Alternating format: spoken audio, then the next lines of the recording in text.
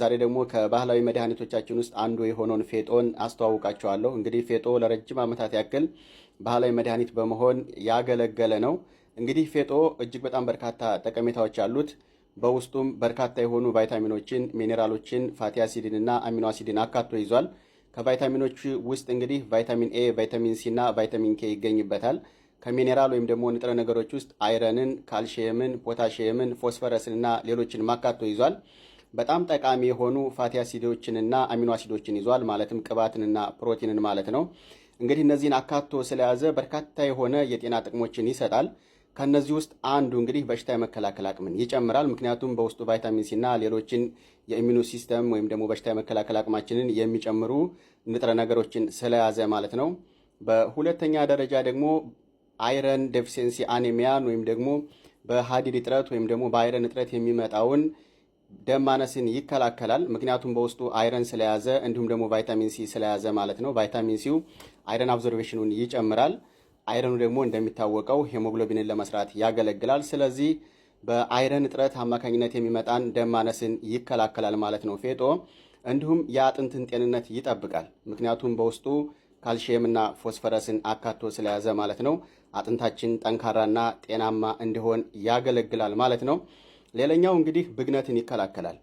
እንግዲህ የመገጣጠሚያ ህመሞችን፣ ቆዳ ላይ የሚመጡ ብግነቶችን ይከላከላል። ምክንያቱም በውስጡ ኦሜጋ 3 ፋቲ አሲድን አካቶ ስለያዘ ማለት ነው። ሌላኛው እንግዲህ ለሚያጠቡ እናቶች ወተት በደንብ እንዲመረት ያገለግላል።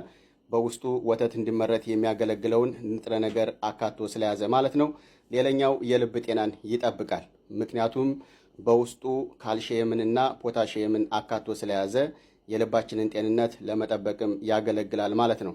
ሌላኛው እንግዲህ የቆዳንና የፀጉርን ጤንነትም ይጠብቃል። ምክንያቱም በውስጡ ቪታሚን ሲ ስለያዘ ማለት ነው። ለሴቶች እንግዲህ የኤስትሮጅንና ፕሮጀስትሮን ሆርሞንን በማስተካከል ምናልባትም የወር አበባ መዛባት ያለባቸው እህቶችን ትክክለኛ የሆነ የወር አበባ ሳይክል እንዲኖራቸውም ያደርጋል ማለት ነው። ለማንኛውም እጅግ በጣም በርካታ የሆነ ጠቀሜታ አለው። ከዚህ በተጨማሪ ለምሳሌ ከምግብ እንሽርሽሪት ጋር ተያይዞ ከአፍጤነት ጋር ተያይዞ በርካታ የሆነ ጥቅም አለው ፌጦ። እንግዲህ ፌጦን ቅጠሉን መጠቀም ይቻላል፣ ፍሬውን መጠቀም ይቻላል። ቅጠሉን እንግዲህ በሳንድዊች መልክ መጠቀም ይቻላል፣ ከጁስ ጋር ቀላቅሎ መጠቀም ይቻላል። ፍሬውን ደግሞ እንግዲህ ከአንድ ወይም ደግሞ 2 የሻይ ማንኪያ ፍሬ ማታ በውሃ ወይም በወተት ወይም በጁስ ዘፍዝፎ ጠዋት ላይ መጠቀም ይቻላል። እንግዲህ ከባህላዊ መድኃኒቶቻችን ውስጥ አንዱ ፌጦ እጅግ በጣም በርካታ የሆነ ተነግሮ የማያልቅ ጠቀሜታ አለው። መጠቀም ይቻላል ማለት ነው። ምናልባት የጨጓራ ችግር ያለባቸው ነፍሰ ጡር እናቶች ግን ባይጠቀሙት ይመከራል።